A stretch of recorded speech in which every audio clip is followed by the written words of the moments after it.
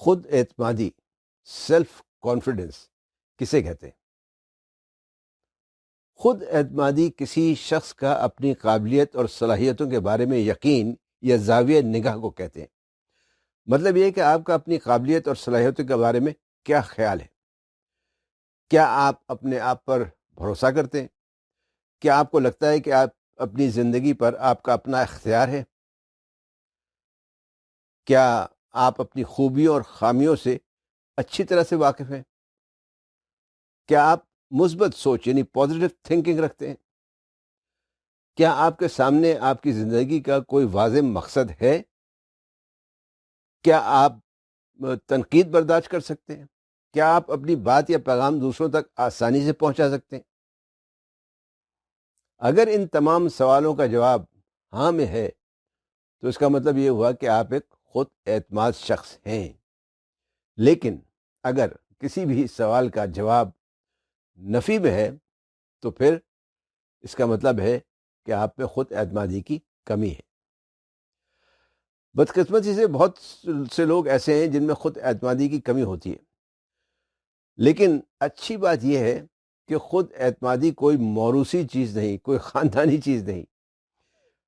یہ صحیح ہے کہ بعض لوگ قدرتی طور پر خود اعتماد زیادہ ہوتے ہیں، لیکن خود اعتمادی کوئی پیدائشی چیز نہیں۔ یہ بھی دوسری صلاحیتوں کی طرح ایک صلاحیت ہے جو سیکھی جا سکتی ہے۔ خود اعتمادی کیوں ضروری ہے؟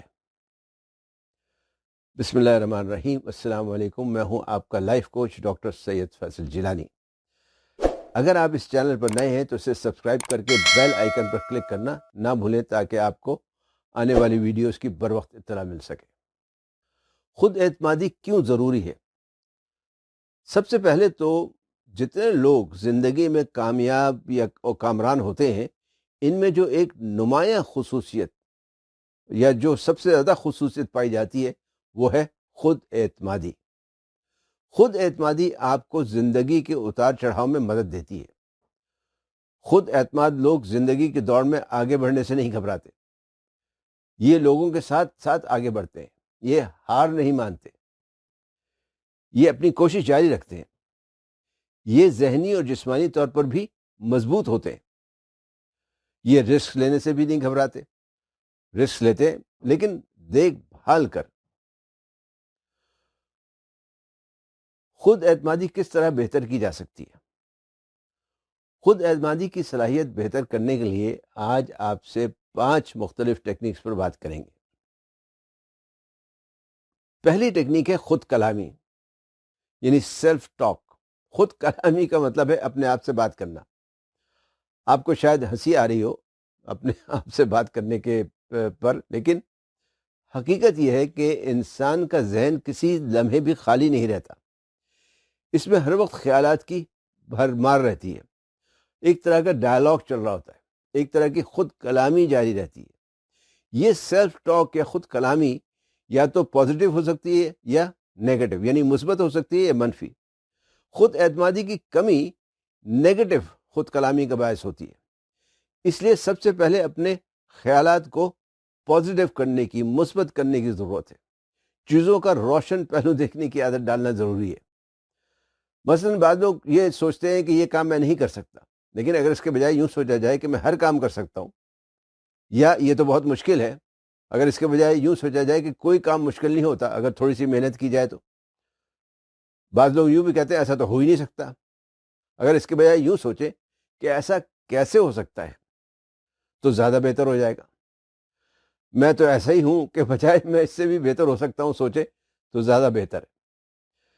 یہاں آپ کو میں ایک جملہ بتاتا ہوں، اور جملہ ہے ہر روز ہر طرح سے ہو رہا ہوں میں بہتر سے بہتر بلکہ بہترین۔ اگر آپ پورے یقین اور جذبے کے ساتھ اس جملے کو شیشے کے سامنے کھڑے ہو کر کم از کم 15 سے 20 دفعہ دہرائیں گے تو کچھ ہی دنوں میں آپ دیکھیں گے کہ آپ میں پازیٹیو چینجز آنا شروع ہو گئے، مثبت تبدیلی آنا شروع ہو گئی۔ دوسری ٹیکنیک ہے اچھا لباس زیب تن کرنا، اچھے کپڑے پہننا، اسمارٹ کپڑے پہننا۔ اب اچھے کپڑوں کا مطلب یہ نہیں کہ مہنگے کپڑے پہننا، بلکہ صاف ستھرے، استری ہوئے صاف ستھرے کپڑے، صاف ستھرے کپڑے پہننے سے ہی انسان اپنے آپ کو بہتر محسوس کرنے لگتا ہے. اور کپڑوں کی صفائی کے ساتھ ساتھ ارد گرد کے ماحول کی صفائی بھی ضروری ہے. صفائی کو تو ویسے بھی نصف ایمان کہا جاتا ہے. تو اگر ماحول صاف ستھرا ہوگا تو خیالات بھی صاف ستھرے رہیں گے. تیسری ٹیکنیک ہے شکر بجا لانا، گریٹیٹیوڈ. ہر چیز کا شکر ادا کریں. اپنے آپ کا شکر کریں، دوسروں کا شکریہ ادا کریں. آپ کو جو بھی نعمتیں ملی ہیں ان کا شکر ادا کریں. شکر کرنے سے عزت نفس میں بھی اضافہ ہوتا ہے، تو شکر ادا کیا کریں. چوتھی ٹیکنیک ہے بیٹھنے اور کھڑے رہنے کا طریقہ. اس طرح کہ جب آپ کھڑے یا بیٹھے ہو تو آپ کی کمر اور گردن ایک سیدھ میں ہو، شانے تھوڑے سے پیچھے کی طرف ہوں. اب ایسے بھی نہ ہو کہ بالکل سینہ تنا ہوا یا اکڑا ہوا لگے، لیکن یہ کہ تھوڑا میانہ روی رہے، کیونکہ اگر گردن جھکی ہو اور کمر میں خم ہو تو ویسے ہی انسان جو ہے وہ ڈپریشن میں چلا جاتا ہے، یعنی افسردگی کی کیفیت میں چلا جاتا ہے.